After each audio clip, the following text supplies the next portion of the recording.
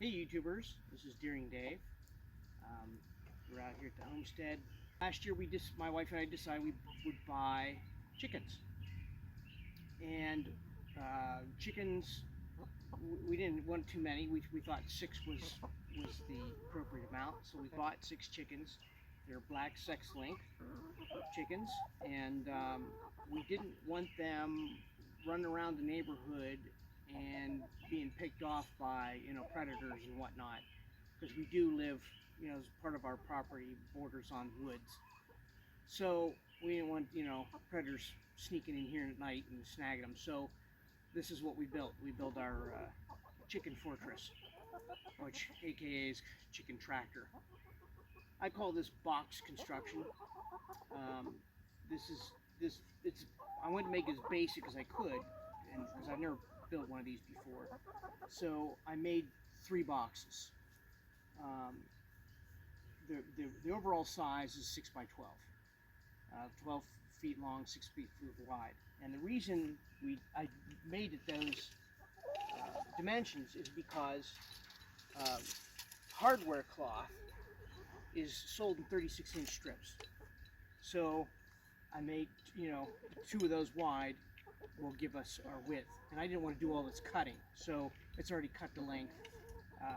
The stuff on the side here is 18 inches, which is half of 36, and I did have to cut 1 strip down the middle and then had some to go around the outside. I think I ended up with buying 2 rolls of hardware cloth. Do not buy chicken wire. I've heard that raccoons can get their arm through chicken wire, so that's where we use the hardware cloth. This is pretty good. We've had a couple of attempted break-ins, and they have been fruitless. We had a dog jump up on top of here and kind of caved it in, so I had to reinforce. There's brads in here, wiring or fencing brads that I hold the hardware cloth on here, and they pulled out in that corner, so we had to reinforce it. I put some screws over there, and we had an animal come in and try to get in through our little windows, and he was unsuccessful at that too. So I would say it's pretty bulletproof, and it's really easy to build, and we'll take you a walk around and show you what was involved in making this project. Okay, we'll start with the tour. And like I said, this is 6 by 12, and I made it about 2 feet high. 2 feet high is good height for chickens. They can't fly, but they can have enough headroom, they can run around underneath here. I used treated lumber to go around the bottom, because this will always be in contact with the ground. And this is just regular commercial lumber that I put around there. I used all-weather screws, put it together, and I started with a handle over here. This thing is mobile. That's the thing about chicken tractor, is it's intended to be mobile. We want to move it around because it'll make a big black spot if you leave the chickens there too long. They'll scratch up everything and just go right down to the dirt and kill the grass. So if we move this daily, as you can see, our yard is wonderful. I mean, there's nothing there that is not big, big huge rectangles of dirt, because we keep moving it around. So anyway, we'll start with this. This is the actual, a chicken run for the bottom. I built this just like I said, with 2 befores. Put it together and put the hardware cloth on it, and then over here we built the coop. The coop is 3 by 6 roughly. I did that just to have enough room in there. They can move around during the day, and there's a roost in there I'll show you later. And then I set this, as you can see, on top of the chicken run. That way the chickens have a place to go in the summer down under here for shade. It keeps them out of the sun. So you want to come over here, I'll show you.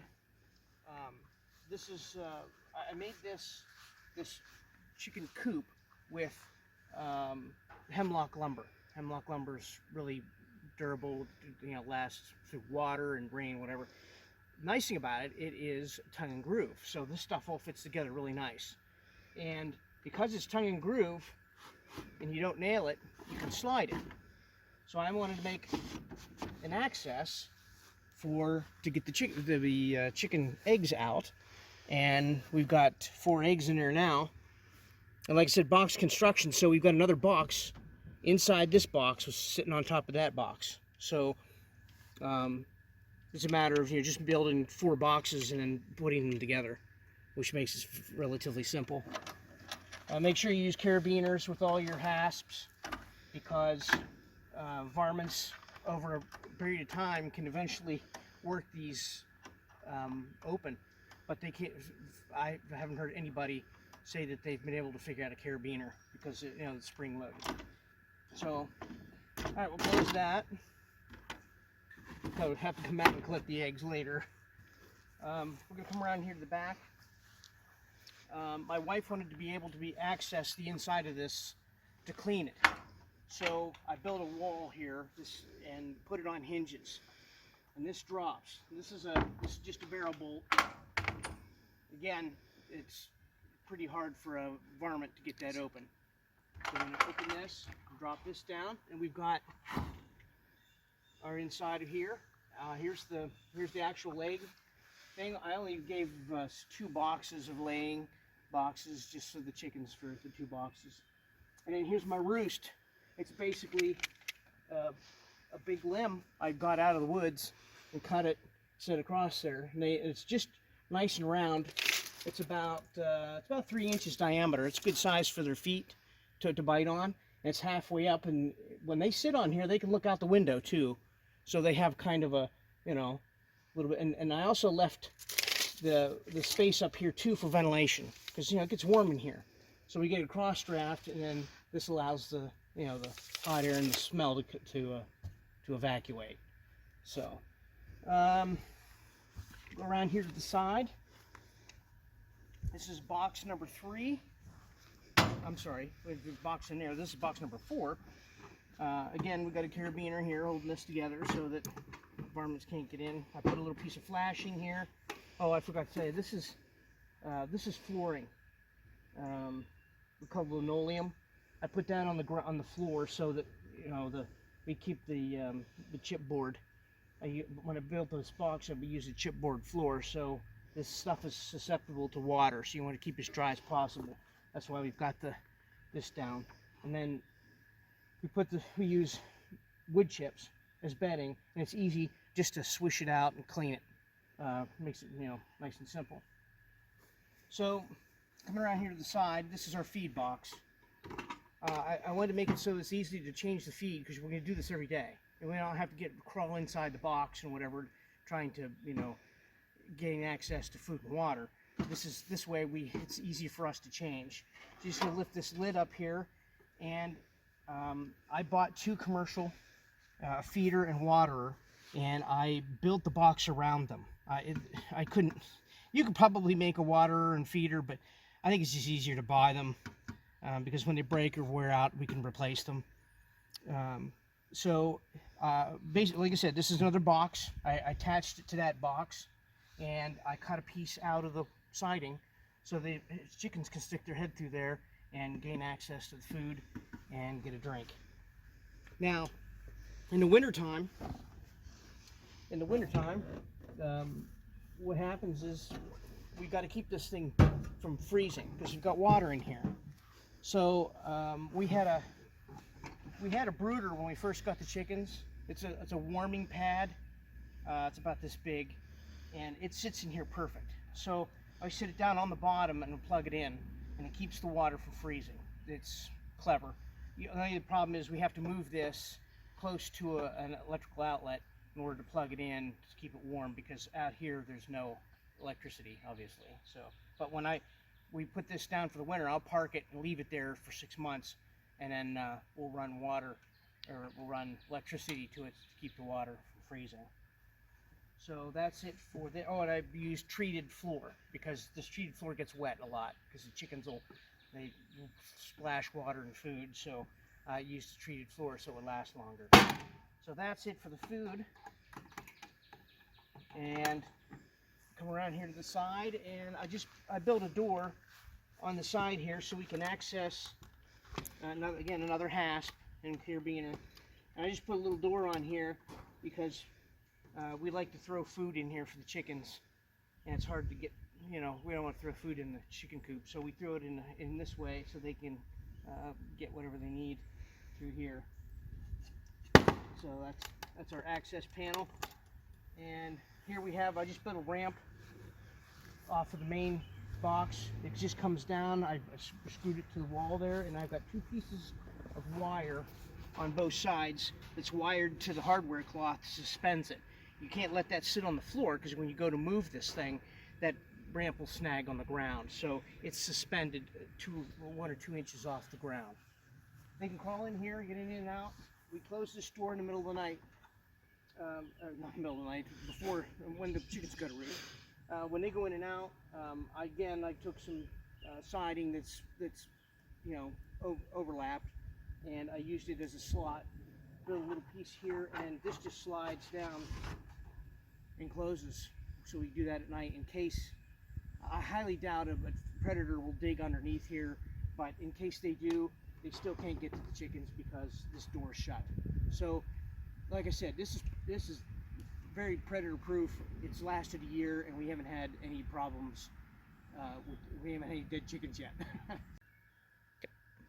Okay, we're gonna move the chicken tractor. That's why they call it chicken tractor. It's mobile. It's a coop and a run connected. It's got wheels on it. At this coop at somewhere around $300 to $400 mark. I didn't want to spend a lot of money for chickens because the chicken coop because I just had stuff on hand. I'd rather use what I had on hand. So I had these hand truck wheels already. I put them on, I mounted them on a 1 1/4 inch square piece of steel tubing. And then I mounted it to another piece of this tubing here, which is about 2 feet long. And I didn't make it too long because you don't want it sticking out the back end, because I want to be able to mow around it and not hit the handle.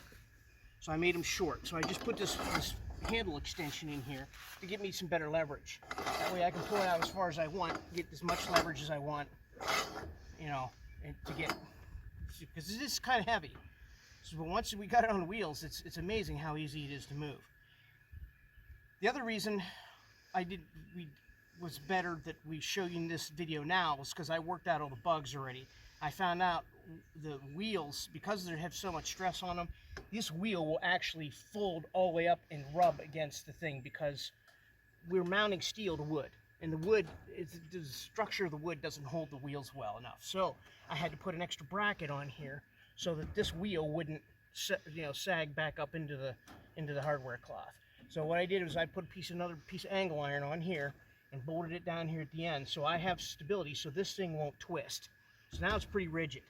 So now we're going to put some stress on it. Lifts it right up. Now I got a bolt and a hole, and we're ready to move it.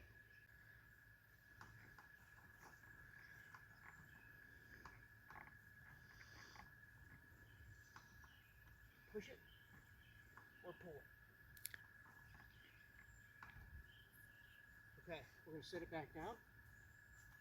Again, grab the handle, push down, pull the bolt out, let this down, put the bolt back in, slide the handle, and go to the other side. Pull the bolt, let it down, put the bolt back in, put the handle back in. We're done. It was easy. I came up with it. So far everything has worked good. I've had to put a couple more screws in it. I've had to adjust some of the doors. Make sure when you buy your hemlock it's fully dried. Because this stuff was a little bit green. I think when it dried out, for some reason it actually bound up. So some of the doors wouldn't fit right. I had to fit the doors. So make sure you give yourself plenty of clearance when you're building the doors. I just used some sheeting, steel sheeting that I had left over to put on here. which makes it a little bit flashing. Use this out of the linoleum, keep the water from getting down into the food bin. That's pretty much it. Like I said, we got a little bit of hardware, some wheels, some hemlock siding, and a little bit of commercial lumber, and voila, you've got ourselves a chicken condo.